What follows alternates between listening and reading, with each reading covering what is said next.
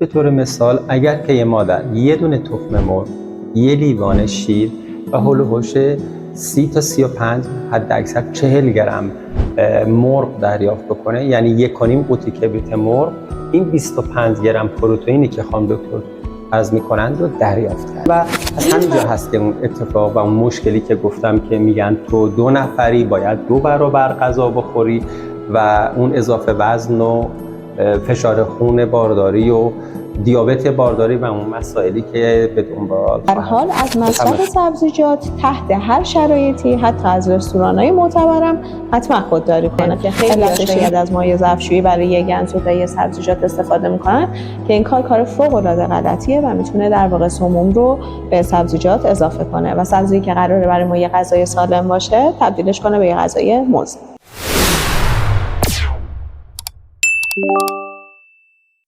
سلام، توی این بخش در خدمتتون هستیم با تغذیه 3 ماهه دوم بارداری از 4 ماهگی تا 6 ماهگی.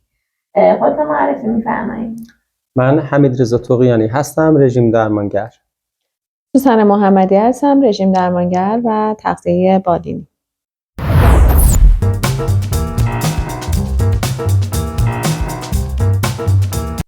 بله. چیه که این داستان 3 ماهه دوم که میگن دوران طلایی تغذیه است؟ توی 3 ماهه دوم معمولا ما رشد سریع استخوان‌ها و عضلات رو توی جنین داریم و بنابراین برای این رشد خیلی مهمه که چه مواد غذایی و با چه مقداری مادر مصرف کنه که هم نیاز خودش و هم نیاز جنینش رو تامین کنه. ببینید توی 3 ماه دوم یه مادر باردار به طور متوسط اگر وزن ایدئال رو از قبل داشته در هفته بین 300 تا 350 گرم و شاید بعضی وقتا تا 400 گرم اگر وزن اضافه بکنه میتونه اون وزن نرمال رو دریافت کرده باشه. و اینکه حالا برای این بحث رشدی که فرمودین چه مواد مغذی مصرف کنن بهتر توی رژیمشون باشه؟ خب همونجوری که بهتون گفتم توی 3 ماهه دوم ما بیشترین رشد استخوان‌ها و عضلات رو داریم توی جنین، بنابراین یکی از مواد مغذی که خیلی مهمه مادر دریافت کنه دریافت پروتئین هاست که مادر به 25 گرم پروتئین مازاد بر پروتئینی که قبلا مصرف می‌کرده احتیاج داره. ببینید به طور مثال اگر که یه مادر یه دونه تخم مرغ، یه لیوان شیر و هول و هوش 30 تا 35 حد اکثر 40 گرم مرغ دریافت بکنه، یعنی 1.5 قوطی کبریت مرغ، این 25 گرم پروتئینی که خانم دکتر عرض میکنند رو دریافت کرده. این مثال خیلی خوبه به خاطر اینکه من خودم همیشه این عدد رو دارم میبینم ولی نمیدونم واقعا چجوری باید حسابش کنم. خب پولشو باید به ما بدن که ما حساب. ببینید این نکته‌ای که سوال شما خیلی مهمه، این که این 25 گرم چقدر هست، همینه واقعا، یعنی مثال خیلی ساده‌ای که خدمت شما عرض کردم و از همینجا هست که اون اتفاق و اون مشکلی که گفتم که میگن تو 2 نفری باید 2 برابر غذا بخوری و اون اضافه وزن و فشار خون بارداری و دیابت بارداری و اون مسائلی که به دنبال خواهد آورد. بفرمایید خانم دکتر. یکی دیگه از املاحی که خیلی دریافتش مهمه بحث کلسیومه. می‌دونیم که برای رشد استخوان‌ها ما یکی از املاح مورد نیازمون کلسیومه. میزان نیاز یک مادر باردار به کلسیوم اگر بالای 18 سال باشه 1000 میلی گرم در روزه و اگر زیر 18 سال باشه 1300 میلی گرم در روزه که این چیزی معادله چقدر لبنیات میشه آقای دکتر؟ ببینید یه لیوان شیر 2.5% چربی حدود 200 تا 250 میلی گرم کلسیوم ما میتونیم ازش دریافت بکنیم. در مورد ماست و دوغ هم حالا به ازای هر واحدش همین مقدار هست. یه چیزی بین 250 تا 300 میلی گرم کلسیوم داره که این مقدار معادل 3 تا لیوان شیر یا حالا معادلش مثلا 1 لیوان شیر، 2 لیوان دوغ، 1 لیوان ماست یا همچین چیزی میتونه این کلسیوم رو برای مادر باردار تامین کنه.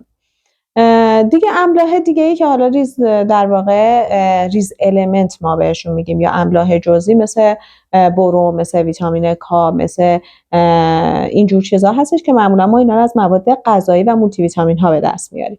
و بحث دیگه بحث دریافت ویتامین دی که گفتیم به صورت روزانه از ابتدای بارداری برای مادر تجویز میشه. اگر مادری کمبود ویتامین دی داشته باشه، استخوان‌های بچه درست شکل نمیگیره و بچه بعد از تولد دچار نرمی استخوان یا بچگی‌های استخوانی هستش که این ویتامین دی رو همونجور که میدونیم هم از نظر تابش آفتاب روی پوست بدن توی بدن ساخته میشه و به فرم فعال در میاد و همین که از مواد غذایی غنی شده مثل شیرایی که غنی شدن با ویتامین دی که فکر میکنم شرکت ماجان زده باشه یا همچین چیزایی که برای مادران باردار هست. بحث تخم مرغ، بحث خامه، بحث قارچ، اینا میتونه ویتامین دی خوبی به مادر باردار بده. نکته‌ای که باید اشاره بکنیم ویتامین آ بود که قبلا گفتیم که توی جگر سرشار از ویتامین آ هست. حتی توصیه میشه که از اون پمادهای جلدی که ویتامین آ دارن پرهیز بشه و از مصرف ویتامین آ بدون مشاوره یا توصیه متخصصشون حتما پرهیز بکنن که میتونه یه سری عوارضی رو برای جنین به همراه بیاره. یکم بیشتر در مورد عوارضش توضیح بدید. عوارضش خانم دکتر حالا توضیح کامل میدن. ببینیم ویتامین آ با دوز بالا تراتوژنیکه. یعنی چی؟ یعنی میتونه نقص‌های عصبی برای جنین ایجاد کنه. یکی از نقص‌هایی که حالا خیلی به وفور اما توی جامعه داریم میبینیم شکاف کام و لبه. این چیزی که توی بچه‌ها خیلی زیاده و معمولا کاریش نمیتونن بکنن تا بچه به سن 1 سالگی برسه و جراحیش کنن.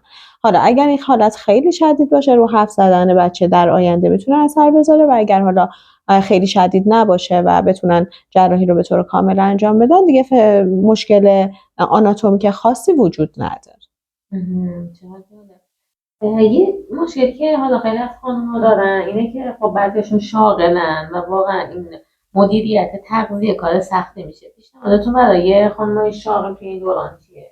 ببینید یه خانم شاغل خب توصیه‌ای که بهش میشه اینه که یه ظرف کوچیکی از میوه ها دنبالش ببره، شیرای یه نفره استریلیزه که هیچ مشکلی هم نداره، مواد نگه دارندم اکیدن نداره و به اشتباه بعضی وقتا شنیدیم که میگن که این شیرای ماندگاری طولانی یا فرادما اینها محصولاتی هستن که مواد نگه دارنده دارن و این واقعا اشتباهه. میتونه از این شیرا دنبالش ببره. اگر خودش بتونه کشک تهیه کنه که کشک کم نمک باشه خیلی مناسبه. مغزها میتونن به عنوان حالا اون میان وعده های مناسب یا اینکه نه یه لقمه برای خودش ببره، یه لقمه نون و پنیر و گردو، نون و پنیر و بادام کنار سبزیجات قرار بده و عین بچه مدرسه‌ای که شما آمادهش میکنید بره مدرسه براش چی میذارید؟ میوه، شیر، لقمه و مغزها. همین کارو برای خودش انجام بده و خیلی راحت میتونه نیازهاشو دریافت بکنه و اطمینان داشته باشه که از همه گروه‌های غذایی داره دریافت میکنه. وقتی که واقعا راحت نیست مادر باردار هم کار خودش رو کنم، کار خانواده رو کنم و برای خودش واقعا یه تفریح کامل و سر کار آماده کنم که کم کار سختیه. کار سختیه ولی شدنیه. ببینید یه موقع ما میگیم مثلا بیا فلان ماده رو با فلان ماده مخلوط کن، یه معجون درست کن. این کار سختیه واقعا چون زمان میبره. حالا ظرفش کثیف بشه، بشورم، تمیز کنم، بذارم سر جاش.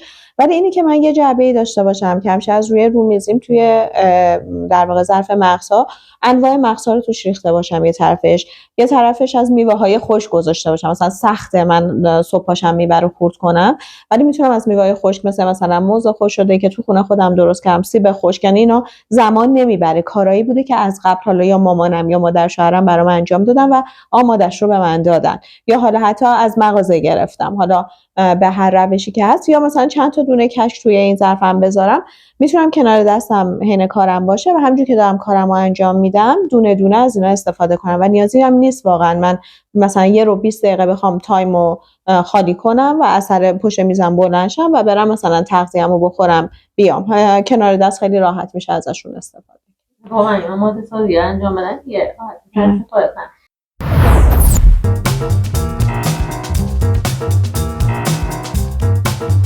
یه چیزی که هست اینه که خیلی از مامانا میگن که غذای بیرون با غذای خونه فرقی نداره. این استفاده از غذاهای آماده چقدر واقعا میتونه خطرناک باشه توی این؟ ببینید من اگر بخوام که خیلی حالا اجرایی بگم، شما وقتی که یه غذایی رو از بهترین رستوران تهیه میکنید به نوعی دست کارگر مواد اولیه‌ای که آماده شده، پروسه سرد و گرمی که باید رعایت می‌شده، اینها خیلی مسائل مهمی هستند که میتونن دخیل باشن توی سلامت این غذا. و اگر که خب مادر باردار به واسطه حالا اون میکروارگانیسمایی که از طریق غذا انتقال پیدا میکنن دچار یک اسهال استفراغ بشه، دچار یک بیماری عفونی بشه، میتونه دچار یک انگلی بشه که از طریق سبزیجات خام، سبزیجاتی که درست شسته نشدند یا اون رعایت‌های لازم نشده براش، خب میتونه براش پرمخاطره باشه. پس ما توصیه میکنیم که حتی المقدور از غذاهای خونگی استفاده بکنن، یا اگر که حالا یه جایی هوس میکنن که غذا از بیرون تهیه بشه، از مراکزی تهیه بکنن که این مراکز شناخته شده باشن، غذاشون بروز باشه و این مسئله اتفاق نیفتاد یا در حد اقل باشه. حالا باز خانم دکتر یه سری توصیه‌های دیگه هم میکنن حتما. در تکمیل صحبت آقای دکتر باید بگم که غذای بیرون حالا یه بخشش بخش سلامت و حالا آلودگی‌های میکروبی و انگلیه، یه بخشش غذایی که ما بیرون میخوریم چرا خوشمزه تر از غذای خونه است؟ چون هم چرب‌تره، هم ادویه‌ها و نمک بیشتری داره.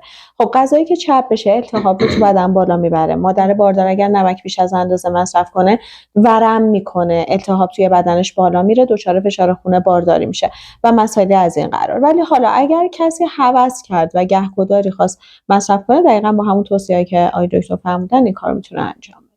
ولی به هر حال از مصرف سبزیجات تحت هر شرایطی، حتی از رستوران‌های معتبرم، حتما خودداری کنه. علتش این هستش که سبزیجات آلوده به انگلی به نام توکسوپلاسموم هستن که اگر درست در واقع ضد عفونی یا شسته نشده باشن میتونه حتی خطر سخت رو برای مادر باردار به همراه داشته باشه. شستشوی سبزیجات راه حلی داریم که توی خونه مادر بتونن انجام بدن؟ ببینیم چندین مرحله داره. مرحله اولش اینه که گلزدایی کنیم، یعنی سبزیجات رو ما توی آب خیس کنیم، بذاریم یه حدودا 1 ربع بمونه تا گلا کاملا حل بشه در بیاریم. مرحله دوم نیاز داره به گندزدایی، یعنی حالا یه سری گندزداهای در واقع سبزیجات هست که توی داروخونه هاست، اگر در دسترسمون نبود از یه دری سرکه سفید توی 1 لیتر آب و یا نمک اضافه کردن نمک به سبزیجات، دوباره میذاریم بمونه، دوباره آب کشی میکنیم و یک بار دیگه دوباره با آب معمولی میشوریم که مطمئن باشیم تمام حالا یا گندزدایی که بهش اضافه کردیم یا حالا همون افزودنی ما کامل از روی سبزیجات پاک بشه. فقط یه نکته خیلی مهم که خیلی‌ها شاید از مایع ظرفشویی برای گندزدایی سبزیجات استفاده میکنن که این کار فوق‌العاده غلطیه و میتونه در واقع سموم رو به سبزیجات اضافه کنه و سبزی که قراره برای ما یه غذای سالم باشه تبدیلش کنه به یه غذای مضر. دقیقاً. و دقیقاً تو همین راستا خیسوندن خیلی از مواد غذایی توصیه‌ای برای بحث مثلا برنج که میگن بخیسونید چند ساعت واقعا مفیده که حالا اون سموم که داخلش هست دفع بشه. ببینیم ما با برنج بزرگترین مشکلی که داریم آلودگی آرسنیکه، به خاطر اون آب آلوده‌ای که حالا برنج باهاش آب بیاری میشه توی این خیسوندن یه بخشی از این آرسنیک حذف میشه و حداقل زمان خیسوندن اون باید 2 ساعت باشه که این اتفاق بیفته، حالا 2 به بالا، حالا هرچی بیشتر که خب بهتر تا 6 ساعت میتونه باشه. اما توجه کنیم برنجی که خیس میخوره اگر که توی محیط بیرون قرار داده بشه و به مدت طولانی میتونه دوباره باکتری ها و کپک ها روش رشد کنه. پس حتما به برنجی که میخوان خیس کنن حتما نمک بزنن که زمینه رو برای رشد میکروارگانیسم‌ها در واقع نامساعد کنن. و بحث اینه که حالا برنج حتما جوشونده بشه و آبش دور ریخته بشه. میدونیم که به همراه آب مقدار زیادی ویتامین‌های گروه B رو داریم دور میریزیم، ولی به همراهش اون فلزات مضر رو هم داریم دور میریزیم. توصیه‌تون برنج آب کشه تا برنج دنی؟ توی شرایط بارداری بله، ولی توی حالا شرایطی که من برنج خوب خیس کردم، حالا باردار نیستم، برای زندگی خانواده میشه از دم پخته هم استفاده کرد.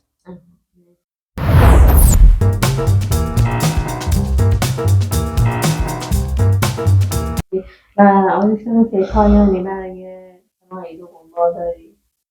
ببینید توی 3 ماه دوم بارداری خب همونجور که اشاره کردن وزن‌گیری مادر شدت میگیره، نیاز به پروتئین بیشتر میشه، نیاز به املاح، کلسیم، مواد معدنی بیشتر میشه و خب لازمه که آب به اندازه کافی دریافت بکنه. مادر حرکت روزانه رو حتما تو دستور کارش داشته باشه، پیاده روی روزانه نیم ساعته 20 دقیقه‌ای داشته باشه، خواب اول شب رو توصیه میکنیم و اینکه از پرخوری پرهیز بکنه و مطمئن باشه که اگر 350 گرم 400 گرم رو ما براش اومدیم و طی اون نقشه راه براش تدوین کردیم که تو این قدر باید زیاد بشی، همون قدر رو اکتفا بکنه و مطمئن باشه که یه بارداری سالمی رو داره پشت سر میذاره. در مورد 3 ماهه دوم بارداری یه بحثی که وجود داره شاید بحث در واقع همون اضافه وزن‌های خیلی شدیدیه که ما در پایان دوره 3 ماهه یعنی هفته 20 تا 28 بارداری 24 تا 28 بارداری ما غربالگری دیابت رو داریم و خیلی وقتا مادرای باردار در سر اون پرخوری هایی که در واقع انجام میدن یا هوس هایی که میکنن، من مرتب هوس بستنی میکنم و این اتفاقا از اونجایی که ما جفت توی بدن شکل گرفته و جفت هورمونی ترشح میکنه به نام بتا هایسیجی که این هورمون در مقابل هورمون انسولینه و اجازه نمیده هورمون انسولین کارش رو انجام بده و ما میگیم توی این شرایط مقاومت به انسولین تو بدن مادر باردار وجود داره. حالا اگر این مادر باردار شروع کنه مرتب هوس کردن هایی که حالا میخوان بهش جامعه عمل بپوشونن، مرتب بستنی خوردن، کیک خوردن، نمیدونم خرما خوردن به نیت اینکه خب حالا دارم یه شیرینی مفید میخورم، این مقاومت به انسولین نهایتا میتونه مادر رو مبتلا به دیابت بارداری کنه و عوارضی که هم میتونه برای خودش و هم برای جنینش داشته باشه. من یه نکته پایانی که اضافه کنم به صحبت سرکار خانم دکتر محمدی، ببینید یک اشکالی که تو ذهن ما هست، میگیم که من خرما خوردم، قندش طبیعی بود، من عسل خوردم، شیره انگور، شیره خرما. ببینید فرقی نمیکنه که ما کدوم یکی از این غذاها رو داریم میخوریم. اگر مازاد مصرف میشه، اینها میتونن قند ما رو تغییر بدن، شاخص قند ما رو. اینا میتونن مقاومت انسولینی ما رو تحت شعاع قرار بدن. پس اینکه چون که خرما قند طبیعی داره من مجوز داشته باشم هر مقداری میخوام بخورم، این یک نگاه اشتباه هست.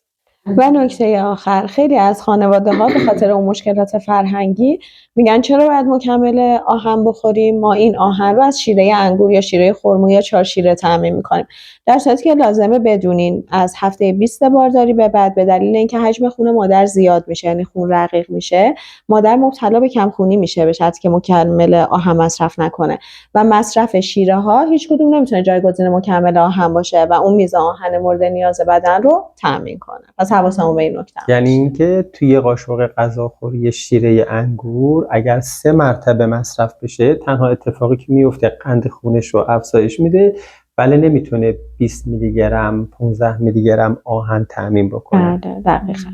و حالا یه چیزی هم که خیلی بابه این که حالا قدیمیان گفتن که حالا مادر اینا هوس کرده اگه نخوره نمیدونم برای بچه‌ش چه اتفاقاتی میفته، این واقعا در تغذیه تایید شده این هوس مادر رفتار نیاز کودک؟ نه هیچ نیازی واقعا نداره، هیچ ارتباطی نداره. این چیزیه که مثل همون قضیه 2 نفری بخور بیشتر نیاز داری، دقیقا همونه. نه اتفاقی میفته، نه دک روی جایی از بدن بچه میفته، یعنی همه اینا اعتقادات قدیمی هاست و هوس کردنه صرفا مثلا اینه که مادر هوس یه چیز شیرین مثل بستنی میکنه به خاطر اون مقاومت به انسولین است که حالا گهگداری میشه بهش پاسخ داد، گهگداری میشه از جایگزینی هایی رو استفاده کرد که این حالت رو خاموش کنه. مثلا موز یکی از این جایگزیناست که به خاطر تریپتوفانی که داره سطح سروتونین رو بالا میبره و کاری رو میکنه که یه ماده غذایی خیلی شیرین میکنه. دقیقاً این نکته رو دکتر روانشناسمون من روزی روانی بررسی میکنن که چرا مادر یک هوسایی داره که فکر میکنه حالا جنین هوس کرده و حالا از قدیم میگن نمیدونم اگه آماده نشه نمیدونم برای جنین چه اتفاقاتی میفته این داستانا، که واقعا هم بحث علمی پشتش بود برای تغذیه و هم بحث روانشناسی پشتش هست. اگر که دوست داشتیم تو ویدئوی قبلی رو ببینیم و اطلاعات کامل در مورد دوران بارداری پیدا کنید، لایک شیر و سابسکرایب یادتون نره.